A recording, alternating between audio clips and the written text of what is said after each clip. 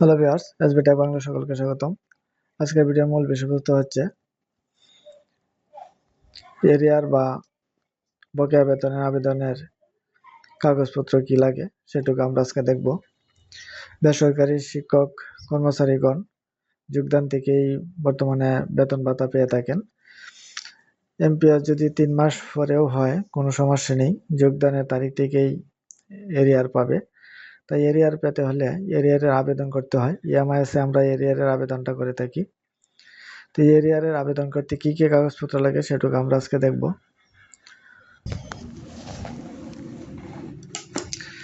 এটা হচ্ছে ইএমআইএস এর ওয়েবসাইট। সেই ওয়েবসাইটে আমরা এরিয়ারের আবেদন করে থাকি।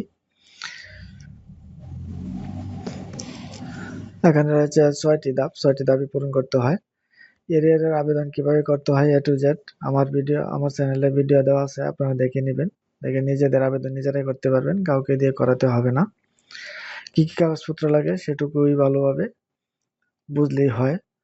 প্রথমে লাগে ইনস্টিটিউট হেড ফরওয়ার্ডিং, বিদ্যালয় ফেডে একটি ফরওয়ার্ডিং লাগবে, মানে অগ্রায়ণপত্র প্রধান শিক্ষকের, যে কোন কোন মাসের যে বকেয়া প্রাপ্তি আছে সেরকম গুছিয়ে একটি ফরওয়ার্ডিং লিখতে হয়।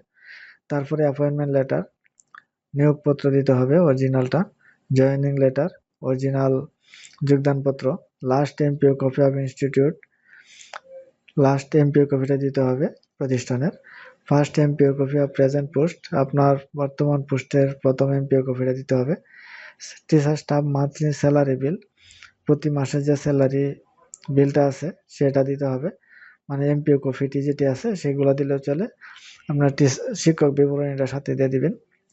তারপরে একটি রেজুলেশন করতে হবে, আপনার কোন কোন মাসের যে বকেয়া প্রাপ্তি আছে সেরকম গুছিয়ে একটি রেজুলেশন করতে হবে, সেই রেজুলেশনটা এখানে দিতে হবে। নন রয়্যাল ব্যাংক সার্টিফিকেট, ব্যাংকের থেকে একটি নন রয়্যাল ব্যাংক সার্টিফিকেট আনতে হবে, যে কোন কোন মাসে যে আপনার বেতন উত্তোলন করেন না এরকম লেখা থাকবে। তারপরে আদার্স ডকুমেন্ট যদি তাকে দিবেন, না থাকলে প্রযোজ্য নয়। এই কাগজগুলো আপনার আগে থেকেই সংগ্রহ করে স্ক্যান করে যেগুলা পিডিএফ করতে হবে সেগুলা পিডিএফ করে একটু ফোল্ডারে রাখতে হবে। তারপরে আবেদন প্রথম স্টেপ, দ্বিতীয় ধাপ, তৃতীয় ধাপ, চতুর্থ, পঞ্চম করে তারপরে এখানে আপলোড দিতে হবে এই কাগজগুলো। প্রথম এই কাগজগুলো আগে স্ক্যান করে একটি ফোল্ডারে রেখে তারপরে আপলোড দিতে হবে। এখানে ফরওয়ার্ডিং একটা কাগজই, এটা পিডিএফ না করলেও চলবে। অ্যাপয়েন্টমেন্ট লেটার, জয়েনিং লেটার এগুলো পিডিএফ না করলেও চলবে। লাস্ট এমপিও কপি এটাও পিডিএফ করার প্রয়োজন নেই। আপনার যদি বড় থাকে, রেজুলেশন যদি বড় হয়ে যায় তাহলে আপনারা পিডিএফ করতে পারেন। ফার্স্ট এমপিও কপি পিডিএফ করার প্রয়োজন নেই। টিচার স্টাফ, এখানে স্টাফ মান্থলি স্যালারি বিল 2টা 3টা 4টা হইতে পারে, এগুলো আপনার পিডিএফ করতে হবে। 4টা 5টা মানে 1-এর অধিক কাগজ হলে আপনাদের পিডিএফ করে দিতে হবে।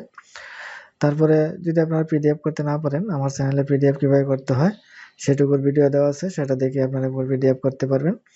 তারপরে আছে রেজুলেশন আপনার পিডিএফ করতে হবে, যেহেতু 1-এর অধিক পেজ থাকবে, পিডিএফ করে নেবেন। তারপর নন রয়্যাল, এটা পিডিএফ করার প্রয়োজন নেই। আদার্স ডকুমেন্ট যদি তাকে দিবেন, নাহলে প্রযোজ্য নয় দিবেন।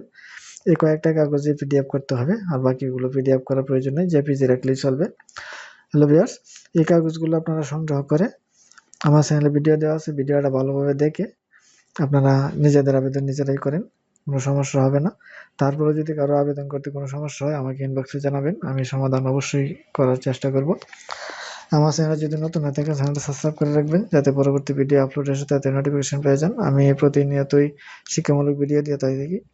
চ্যানেলটা সাবস্ক্রাইব করা থাকলে আপনারা অতি সহজে ভিডিওগুলো পেয়ে যাবেন। তো আজকে এ পর্যন্তই। ওকে, থ্যাংক ইউ, ধন্যবাদ।